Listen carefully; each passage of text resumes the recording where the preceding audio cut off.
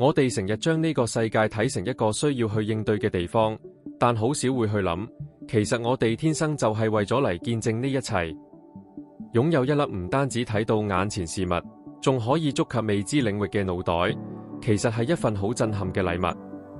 我哋唔單止係觀察者，我哋天生就係探險家。我哋嘅感官就好似一條邊界，將現實世界同我哋無限嘅想象力連結埋一齊。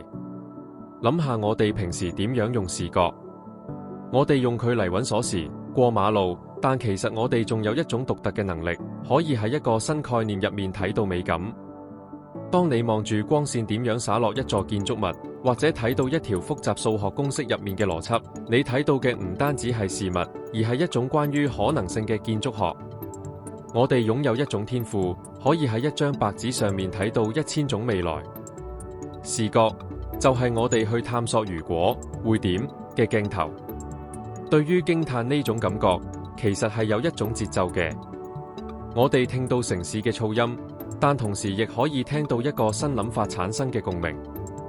你有冇試過當一個新話題突然間通咗嘅時候，胸口會有一種好真實嘅震動感？嗰種感覺就係你嘅思維透過感官，正喺度開拓緊一片新嘅認知領域。我哋唔單止係接收聲音，我哋係揾緊嗰個可以令我哋感到驚喜嘅頻率。探索其實係一種多面向嘅行為。就算我哋思考緊一啲好抽象嘅嘢，好似無限時間或者生命嘅傳承，我哋喺腦海入面其實係捉緊佢哋。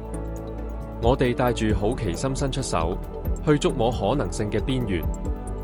我哋嘅心靈生來就係要去漫遊、學習同埋不斷去迎接驚喜。